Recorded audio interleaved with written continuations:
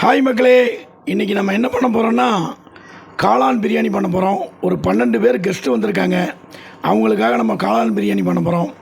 இதுக்கு என்னென்ன தேவையான இன்க்ரீடியன்ஸுங்கிறது நம்ம தங்கை ஆனந்தி சொல்லுவாங்க. இப்போ காளான் நம்ம 4 பேக்கெட் எடுத்திருக்கோம். ஒரு பேக்கெட்டில் 200 கிராமு. அப்போ 4 பேக்கெட்டுக்கு 800 கிராமு. பாஸ்மதி ரைஸ் இப்போ செய்யலை. இன்றைக்கி நம்ம ஜீரக சம்பா எடுத்திருக்கோம். அது 1 கிலோ எடுத்திருக்கோம். அது 20 நிமிஷமாக நம்ம தண்ணியில் ஊற போட்டு இப்போ வச்சுருக்கோம். அதுக்கப்புறம் நம்ம தாளிக்கிறதுக்கு பிரியாணி இலை, அப்புறம் பட்டை, அப்புறம் ஏலக்காய், அப்புறம் கிராம்பு, அப்புறம் அன்னாச்சிப்பூ. இது நம்ம தாளிக்கும் போது போட போகிறோம். அப்புறம் தக்காளி 1 கிலோவுக்கு 4 தக்காளி ஒரு மீடியம் சைஸாக எடுத்துக்கோங்க. அதுக்கப்புறம் நம்ம எப்போவுமே பெரிய வெங்காயமே போடக்கூடாது. நம்ம சின்ன வெங்காயமும் சேர்த்துக்கிட்டிங்கன்னா டேஸ்ட்டு நல்லாயிருக்கும். அதனால் நான் எப்போவுமே பெரிய வெங்காயத்தை 3 வெட்டிக்குவேன்.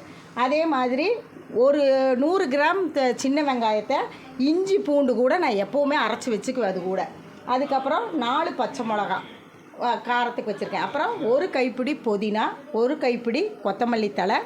இது நம்ம நான் அப்போவே சொன்ன மாதிரி சின்ன வெங்காயம், வெள்ளை பூண்டு, அதுக்கப்புறம் இஞ்சி, இதெல்லாம் நான் போட்டிருக்கேன். இப்போ 100 கிராம் சின்ன வெங்காயம், 50 கிராம் பூண்டு, 50 கிராம் இஞ்சி பொருளையும் இப்போ போட போகிறோம்.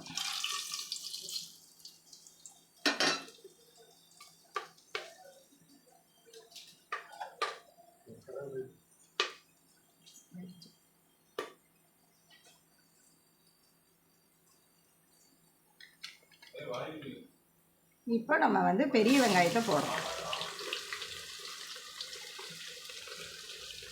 இப்போ 3 வெங்காயம் சொன்னல, பெரிய வெங்காயம், அந்த 3ஐயும் நம்ம வெட்டி வச்சதை போடுறோம். இப்போ நம்ம அதை வச்சதை போடுறோம். இப்போ நம்ம அதை தாளிக்கிறோம்.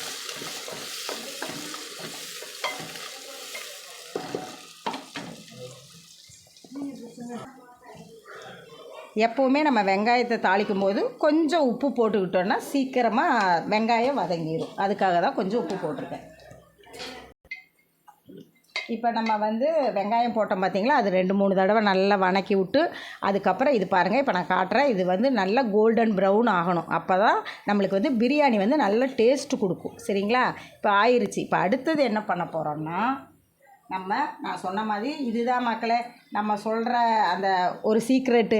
நம்ம சின்ன வெங்காயம், இஞ்சி, பூண்டு, இது நம்ம ஒரு 4-4.5 கரண்டி போடுறோம். சரிங்களா?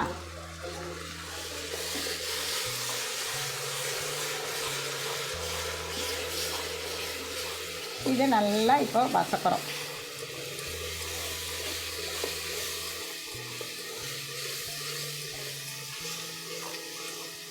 இப்போ இந்த இடத்துல நீங்கள் கண்டிப்பாக நம்ம அப்போ நம்ம காட்டும் போது நான் மிளகாத்தூள் காட்டலை. இப்போ நான் மிளகாத்தூள் காட்டுறேன், பார்த்துக்குங்க. இப்போ நம்ம எண்ணெயில் முதல்ல இந்த மிளகாத்தூள் போட்டால் நம்மளுக்கு அந்த சாப்பாடோட கலர் நல்லா வரும். இப்போ நம்ம காரத்துக்கு ஏற்ற மாதிரி நான் இப்போ 2 ஸ்பூன் போட்டிருக்கேன். எங்கள் வீட்டில் காரம் கம்மியாக தான் சாப்பிடுவாங்க. அவங்கவுங்க வீட்டில் எப்படி சாப்பிட்றீங்களோ அது மாதிரி போட்டுக்குங்க. நம்ம கலருக்கு நம்ம கொஞ்சம் காஷ்மீரி மிளகாத்தூள் போடுறோம். சரிங்களா? அவ்வளோதான்.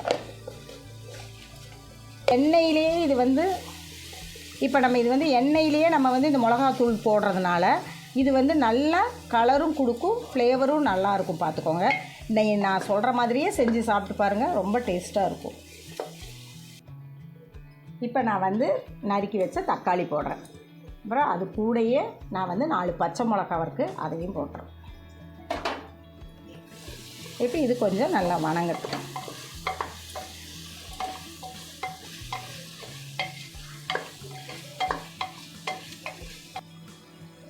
இப்போ நான் உப்பு போட போகிறேன். நான் அப்போ வெங்காயத்துக்கு லேசாக தான் போட்டிருக்கேன். இப்போ நான் சாப்பாட்டுக்கு அளவாக போடுறேன்.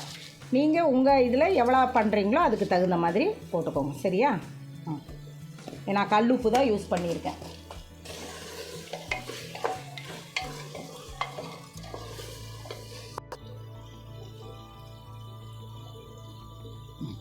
இப்போ நீங்கள் பாருங்கள், நல்லா தெரியும், எண்ணெய் பிரிஞ்சு வர்றது தெரியுதா? இதுதான் நம்ம வந்து நல்ல பிரியாணி நம்ம எந்த அளவுக்கு மசாலா போட்டு வணக்கிறோமோ அதுதான் மக்களே நல்ல டேஸ்ட்டு கொடுக்கும். அதனால் நல்லா பொறுமையாக வணக்கிக்கிங்க. அப்புறம் இப்போ நான் வந்து ஒரு 4 ஸ்பூன் தயிர் 4 ஸ்பூன் தயிர் விட்டுருக்கேன். இப்போ நான் அதையும் வந்து ஒவ்வொருத்தர் நினைப்பாங்க தயிர் விட்டால் கரைஞ்சிரும்னு. அப்படியெல்லாம் ஒன்றுமே கிடையாது. நீங்கள் தயிரை போட்டுட்டு கரண்டியில் இப்படி நல்லா கலக்கி விட்ருங்க, அவ்வளோதான். இப்போ நம்ம அடுத்தது என்ன போட போகிறோன்னா பாருங்கள்,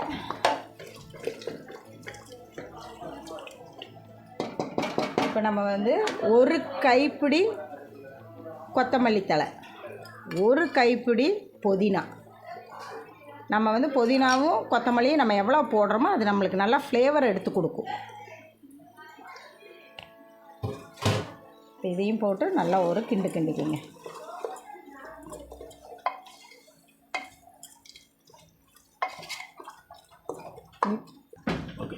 இப்போ பாருங்கள், நான் வந்து காளானை போட போகிறேன். நான் இதை நல்லா கழுவி வெட்டி வச்சுருக்கேன். நான் காளான் போடுறேன்.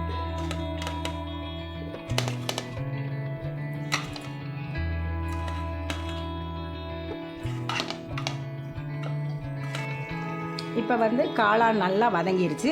இப்போ நம்ம வந்து 1 கிலோ அரிசி எடுத்து வச்சோம்னா ஜீரக சம்பா அரிசி, அதான் இப்போ நம்ம போடுறோம்.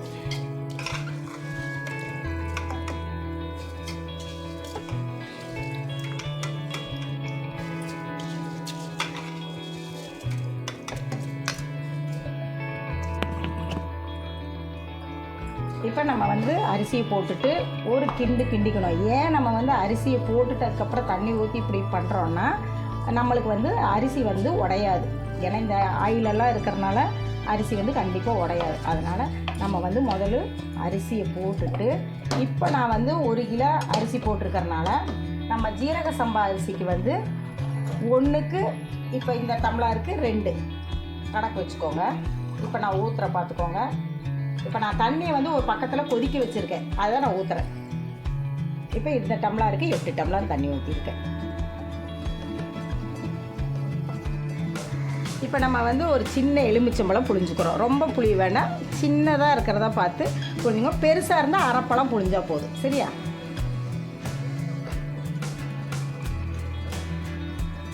இப்போ நம்ம எலுமிச்சம்பழம் ஊற்றுனதுக்கப்புறம் நம்ம கரண்டியை விட்டு ஒரு கலக்கிட்டு இனி நம்ம கரண்டியை போடவே கூடாது, சரிங்களா?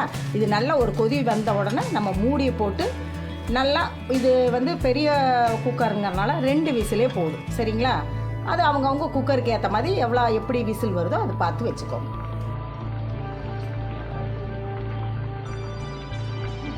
இப்போ பாருங்கள், நல்ல ஒரு கொதி வருது. நம்ம எலுமிச்சம்பழம் புழிஞ்சதுக்கப்புறம் இப்படி ஒரு கிண்டிட்டு, ரொம்ப கிண்டக்கூடாது, ஒரு 2 கிண்டிட்டு இப்போ நம்ம என்ன பண்ணுறோம், இதை மூடி வச்சு 2 விசில் விட்டிங்கன்னா காளான் பிரியாணி ரெடி. இப்போ நம்ம மூடியை கரெக்டாக போட்டு அவங்கவுங்க குக்கருக்கு ஏற்ற மாதிரி விசில் விட்டுக்குங்க. என்னோடய குக்கருக்கு இந்த குக்கருக்கு 2 விசில் விட்டால் போதும். நல்லா சூப்பராக சாப்பாடு ஆகிடும். இப்போ நம்ம வந்து 2 விசில் விட்டு அடுப்பை ஆஃப் பண்ணி ஒரு 10 நிமிஷம் நல்லா ப்ரெஷர் இறங்கினதுக்கப்புறம் ஓப்பன் பண்ணுங்கள் மெதுவாக. இப்போ நான் ஓப்பன் பண்ணி உங்களுக்கு காட்டுறேன். பாருங்கள் பிரியாணி எப்படி வந்திருக்கு. மனமே ரொம்ப சூப்பராக இருக்குது. இப்போவே சாப்பிடணும் போல் இருக்குது. இப்போ லேசாக நம்ம கிண்டுனா போதும். பாருங்கள் எப்படி இருக்குன்னு பாருங்களேன். பொலன்னு இருக்குது. இப்போ நம்ம இதில் லேசாக என்ன பண்ணுறோன்னா ஒரு 2 ஸ்பூன் நெய் எடுத்து அப்படி மேலே ஊற்றிட்டு ஒரு 5 நிமிஷம் இதை நம்ம வந்து ஒரு 5 நிமிஷம் இப்படி மூடிட்டோம்னா இந்த சூட்டுக்கு நெய் பூரா கீழே இறங்கி எல்லா இடமும் அப்சர்வ் ஆகிரும். இப்போ பாருங்கள் பிரியாணி வந்து சூப்பராக ஆயிடுச்சு. இப்போ நான் என் பொண்ணுக்கிட்ட கொடுத்து அதை டேஸ்ட் பண்ண சொல்கிறேன். சூடாக இருக்குது.